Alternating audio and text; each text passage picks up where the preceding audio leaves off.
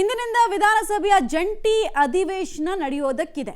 But ಜಂಟಿ ಅಧಿವೇಶನದಲ್ಲಿ ಚರ್ಚೆ ಆಗುವಂತಹ ವಿಚಾರಗಳಿಗಿಂತ ಹೆಚ್ಚು ಸುದ್ದಿಯಲ್ಲಿರೋದು, ಚಾಲ್ತಿಯಲ್ಲಿರೋದು ರಾಜ್ಯಪಾಲರ ನಡೆ ಮತ್ತು ನಡವಳಿಕೆ ಏನಾಗಿರುತ್ತೆ. ಈ ಸಮರದಲ್ಲಿ ಅಂದರೆ ಅಘೋಷಿತ ಸಮರದಲ್ಲಿ ಗೆಲ್ಲೋದು ಯಾರು, ಯಾರ ಕೈ ಮೇಲಾಗುತ್ತೆ, ಅಥವಾ ಸಾಂವಿಧಾನಿಕ ಬಿಕ್ಕಟ್ಟು ಅನ್ನೋದೇನಾದರೂ ಉದ್ಭವಿಸಿ ಬಿಡುತ್ತಾ.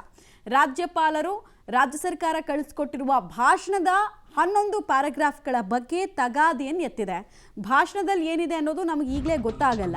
ಬಟ್ ನನಗೆ ಮುಜುಗರ ತರ್ತಾ ಇದೆ ಈ ವಿಚಾರಗಳು, ಸೊ ನಾನು ಓದೋದಿಲ್ಲ ಅಂತ ರಾಜ್ಯಪಾಲರು ಹೇಳಿದ್ದಾರೆ.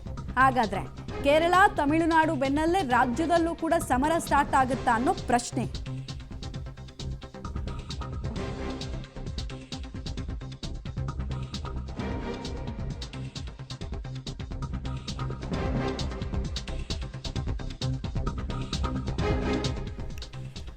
ಭಾಷಣದಲ್ಲಿರುವ 11 ಪ್ಯಾರಾಗ್ರಾಫ್ಗಳನ್ನು ಕೈ ಬಿಡುವಂತೆ ಕೋರಿದ್ರು.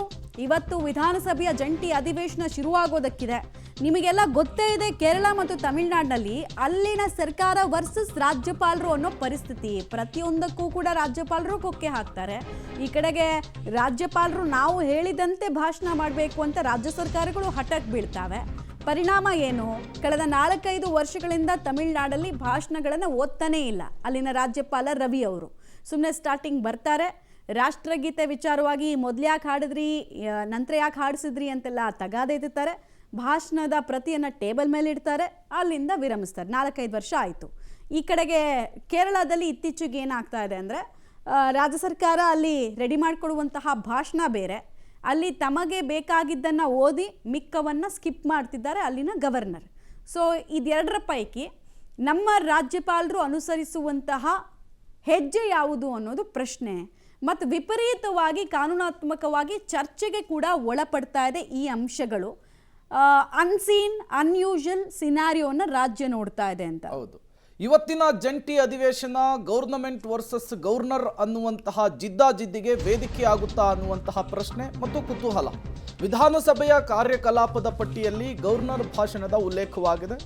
ಬೆಳಗ್ಗೆ 11 ಗಂಟೆಗೆ ಜಂಟಿ ಅಧಿವೇಶನವನ್ನು ಉದ್ದೇಶಿಸಿ ರಾಜ್ಯಪಾಲರು ಭಾಷಣವನ್ನು ಮಾಡಬೇಕಿದೆ.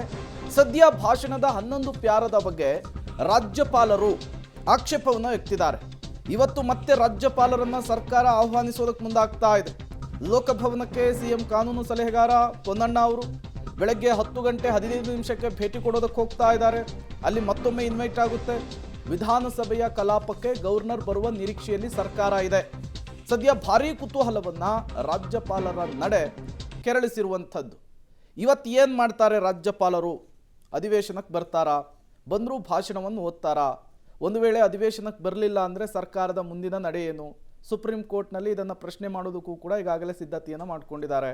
ಇನ್ಫ್ಯಾಕ್ಟ್ ನಿನ್ನೆ UT ಖಾದರ್, ಬಸವರಾಜ ಹೊರಟ್ಟಿ ಸೇರಿದಂತೆ ಪೊನ್ನಣ್ಣ ಸೇರಿದಂತೆ ಹಲವರು ಹೋಗಿ ಲೋಕಭವನಕ್ಕೆ ಹೋಗಿ ರಾಜ್ಯಪಾಲರಿಗೆ ಹೂಗುಚ್ಛವನ್ನು ಕೊಟ್ಟು ಆಹ್ವಾನಿಸುವಂತಹ ಕೆಲಸವನ್ನು ಮಾಡಿದ್ದಾರೆ. ರಾಜ್ಯಪಾಲರ ಮನವೊಲಿಸುವಂತಹ ಕೆಲಸವನ್ನು ಮಾಡಿದ್ದಾರೆ. ರಾಜ್ಯಪಾಲರು ಬರುವ ವಿಶ್ವಾಸವಿದೆ ಅನ್ನುವಂಥದ್ದು ಸರ್ಕಾರದ ಕಡೆಯಿಂದ ಸಿಗ್ತಾ ಇರುವಂತಹ ಮಾಹಿತಿ. ತಡರಾತ್ರಿಯವರೆಗೂ ಕೂಡ ಲೋಕಭವನದಿಂದ ರಾಜ್ಯಪಾಲರ ಭಾಷಣಕ್ಕೆ, ಇವತ್ತಿನ ಜಂಟಿ ಅಧಿವೇಶನದಲ್ಲಿ ಭಾಗಿಯಾಗುವ ವಿಚಾರಕ್ಕೆ ಒಂದು ಕ್ಲಾರಿಫಿಕೇಶನ್ ಸಿಕ್ಕಿಲ್ಲ. ಹಾಗಾಗಿ ಇವತ್ತು ರಾಜ್ಯಪಾಲರು ಏನು ಮಾಡ್ತಾರೆ ಅನ್ನುವಂತಹ ಕುತೂಹಲ ಇದೆ. ಹಾಗಾದರೆ ನಿಮ್ಗೊಂದಷ್ಟು ಡೀಟೇಲ್ಸ್ ಕೊಟ್ಬಿಡ್ತೀವಿ. ರಾಜ್ಯಪಾಲರ ಆಕ್ಷೇಪ ಏನು, ಯಾವುದಕ್ಕೆ ಅಂತ. ಕೇಂದ್ರ ಸರ್ಕಾರದ ವಿರುದ್ಧ ಶಬ್ದ ಪ್ರಯೋಗಗಳು ಸರಿ ಇಲ್ಲ, ತುಂಬ ಕಠಿಣ ಶಬ್ದಗಳನ್ನು ಕೇಂದ್ರ ಸರ್ಕಾರವನ್ನು ಟೀಕಿಸೋದಕ್ಕೆ ಭಾಷಣದಲ್ಲಿ ಅಳವಡಿಸಿದ್ದಾರೆ. ಸೊ ನನಗೆ ಓದೋದಕ್ಕೆ ಮುಜುಗರ, ಐ ಆಮ್ ನಾಟ್ ಕಂಫರ್ಟಬಲ್ ಅನ್ನೋದನ್ನು ರಾಜ್ಯಪಾಲರು ಈಗಾಗಲೇ ಕನ್ವೆ ಮಾಡಿದ್ದಾರೆ. ವಿರೋಧ ಮಾಡುವ ರೀತಿ ದ್ವೇಷ ಭಾವನೆಯಿಂದ ಭಾಷಣ ಕೂಡಿದೆ. ಯಾಕಂದರೆ ರಾಜ್ಯಪಾಲರು ಮಾತೆತ್ತಿದ್ರೆ ಸ್ಟಾರ್ಟ್ ಮಾಡಬೇಕಾಗಿರೋದು ಭಾಷಣನ ಮೈ ಗವರ್ನಮೆಂಟ್, ಮೈ ಸ್ಟೇಟ್ ಅಂತಲೇ ಅವರು ಎಲ್ಲ ಕಡೆ ಹೇಳಬೇಕು. ಸೊ ಅದೇನಾಗುತ್ತೆ ಅಂದರೆ, ರಾಷ್ಟ್ರಪತಿಗಳು ಸೈನ್ ಹಾಕಿ ಆಲ್ರೆಡಿ ಕಾನೂನಾಗಿರುವ ಅಂಶಗಳನ್ನು ರಾಜ್ಯಪಾಲರ ಮೂಲಕ ವಿರೋಧ ವ್ಯಕ್ತಪಡಿಸ್ದಂಗೆ ಆಗುತ್ತೆ. ಅದೊಂದು ಟೂಲ್ ರೀತಿ ಇರುತ್ತೆ. ನಾಟ್ ಅ ಗುಡ್ ಮೂವ್ ಅನ್ನೋದು ರಾಜ್ಯಪಾಲರ ಆಕ್ಷೇಪ. ಮತ್ತು ಜಿ ಕಾಯ್ದೆಯನ್ನು ವಿರೋಧಿಸೋದಕ್ಕೆ ಬಳಕೆ ಮಾಡಿರುವ ಕೆಲ ಪದಗಳ ಬಗ್ಗೆ ತನಗೆ ಆಕ್ಷೇಪ ಇದೆ. ತನ್ನನ್ನು ಗುರಾಣಿಯಾಗಿಟ್ಕೊಂಡು ರಾಜ್ಯ ಸರ್ಕಾರ ಕೇಂದ್ರವನ್ನು ಟಾರ್ಗೆಟ್ ಮಾಡ್ತಿದೆ. ಇದು ಕರೆಕ್ಟ್ ಅಲ್ಲ, ಇದು ಮಡಿವಂತಿಕೆ ಅಲ್ಲ ಅನ್ನೋದು ರಾಜ್ಯಪಾಲರ ಆಕ್ಷೇಪ. 100 ಪ್ಯಾರಾಗ್ರಾಫ್ಗಳ ಭಾಷಣದಲ್ಲಿ 11 ಪ್ಯಾರಾಗ್ರಾಫ್ಗಳ ಬಗ್ಗೆ ರಾಜ್ಯಪಾಲರಿಗೆ ಆಕ್ಷೇಪ ಇದೆ. ಭಾಷಣವನ್ನು ಎಷ್ಟು ಜನ ಕೇಳಿಸ್ಕೊಳ್ತಾರೆ, ಎಷ್ಟು ಜನ ಅದನ್ನು ಗಮನ ಇಟ್ಟು ಕೇಳಿಸ್ಕೊಂಡು ನೋಡಿ ರಾಜ್ಯ ಸರ್ಕಾರ ರಾಜ್ಯಪಾಲರ ಕೈನಲ್ಲಿ ಹೆಂಗೆ ಬಯಸ್ಬಿಡ್ತು ಅಂತೆಲ್ಲ ನೋಡಲ್ಲ. ಬಟ್ ಅದು ಅವ್ರಿಗೂ ಪ್ರೆಸ್ಟೀಜ್ ಅಲ್ವಾ? ಹಾಗಾದರೆ ಸರ್ಕಾರದ ವಾದ ಏನು ಅದನ್ನು ಕೂಡ ನಾವು ನಿಮ್ಮ ಮುಂದೆ ಇಡ್ತಾ ಇದ್ದೀವಿ. ಜಂಟಿ ಅಧಿವೇಶನದ ವಿಚಾರಕ್ಕೆ ರಾಜ್ಯಪಾಲರ ಆಕ್ಷೇಪಗಳನ್ನು ರಾಜ್ಯ ಸರ್ಕಾರ ಒಪ್ಪೋದಿಲ್ಲ. ಅಧಿವೇಶನದ ನಿಯಮಾವಳಿ 170 ಪ್ರಕಾರ 176 ಪ್ರಕಾರ ಭಾಷಣವನ್ನು ಮಾಡಲೇಬೇಕು. ಯಾವುದೇ ಕಾರಣಕ್ಕೂ ಕೂಡ 11 ಪ್ಯಾರಾಗಳನ್ನು ತೆಗೆಯೋದಕ್ಕೆ ಸಾಧ್ಯವಿಲ್ಲ. ತೆಗಿಬೇಕು ಅನ್ನೋದಾದರೆ ಮತ್ತೊಂದು ಸಚಿವ ಸಂಪುಟ ಸಭೆಯನ್ನು ಮಾಡಬೇಕಾಗುತ್ತೆ, ಅಲ್ಲಿ ಅಪ್ರೂವಲನ್ನು ಪಡ್ಕೊಬೇಕಾಗುತ್ತೆ. ಸರ್ಕಾರ ಸಿದ್ಧಪಡಿಸಿದಂತಹ ಭಾಷಣವನ್ನು ರಾಜ್ಯಪಾಲರು ಓದಲೇಬೇಕು, ನಿಯಮ ಹಾಗೇ ಇದೆ. ಕೇಂದ್ರ ಸರ್ಕಾರದ ನಿಲುವು ಕಾಯ್ದೆಗಳನ್ನು ವಿರೋಧಿಸುವಂತಹ ಹಕ್ಕು ರಾಜ್ಯ ಸರ್ಕಾರಕ್ಕಿದೆ. ನಿಯಮಗಳ ಪ್ರಕಾರ ರಾಜ್ಯಪಾಲರು ಭಾಷಣವನ್ನು ಯಾವುದೇ ಕಾರಣಕ್ಕೂ ನಿರಾಕರಿಸುವಂತಿಲ್ಲ. ಆರ್ಟಿಕಲ್ 176 ಸಬ್ಸೆಕ್ಷನ್ 1 163ರ ವಿಧಿ ಪ್ರಕಾರ ಭಾಷಣವನ್ನು ಸರ್ಕಾರ ಸಿದ್ಧಪಡಿಸಲಿದೆ. ಸಚಿವ ಸಂಪುಟದಲ್ಲಿ ಅದಕ್ಕೆ ಅನುಮೋದನೆ ಸಿಕ್ಕಿದೆ. ಈಗ ಅದನ್ನು ರಾಜ್ಯಪಾಲರು ಓದಬೇಕು ಅನ್ನುವಂಥದ್ದು ರಾಜ್ಯ ಸರ್ಕಾರದ ವಾದ. ಬಟ್ ಈಗ ರಾಜ್ಯಪಾಲರು ಏನು ಮಾಡ್ತಾರೆ ಅನ್ನೋದು ಕುತೂಹಲ. ಮತ್ತಷ್ಟು ಡೀಟೇಲ್ಸನ್ನು ಕೊಡೋದಕ್ಕೆ ಪೊಲಿಟಿಕಲ್ ಬ್ಯೂರೋ ಹೆಡ್ ರವೀಶ್ ನೇರ ಸಂಪರ್ಕದಲ್ಲಿ ಜಾಯಿನ್ ಆಗಿದ್ದಾರೆ. ರವೀಶ್, ಒಂದು ಕಡೆ ಜಂಟಿ ಅಧಿವೇಶನಕ್ಕೆ ಕ್ಷಣಗಣನೆ ಆರಂಭ ಆಗಿದೆ.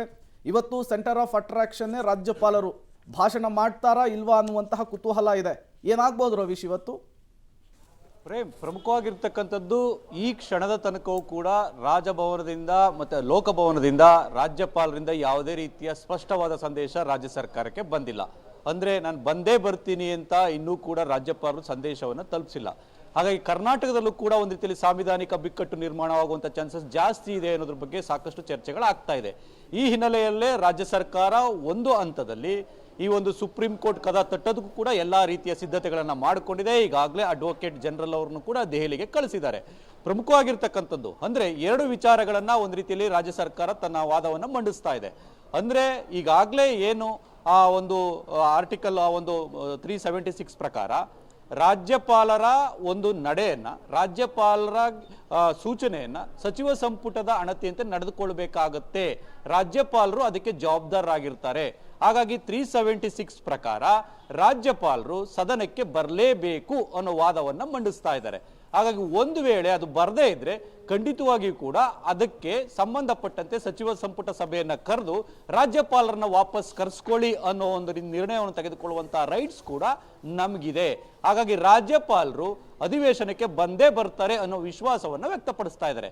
ಆದರೆ ಪ್ರಮುಖವಾಗಿರ್ತಕ್ಕಂಥದ್ದು 11 ಪ್ಯಾರಾಗಳು ಏನು ಕಠಿಣ ಶಬ್ದಗಳನ್ನು ಬಳಸಿ ಕೇಂದ್ರ ಸರ್ಕಾರದ ವಿರುದ್ಧ ವಾಗ್ದಾಳಿಯನ್ನು ನಡೆಸುವಂತಹ ಸಾಲುಗಳಿದೆ, ಅದನ್ನು ತೆಗೆದೇ ಹೊರತು ನಾನು ಬರೋದಿಲ್ಲ ಅನ್ನೋದನ್ನ ಕಡಾಖಂಡಿತವಾಗಿ ನೆನ್ನೆ ಹೇಳಿದ್ದಾರೆ.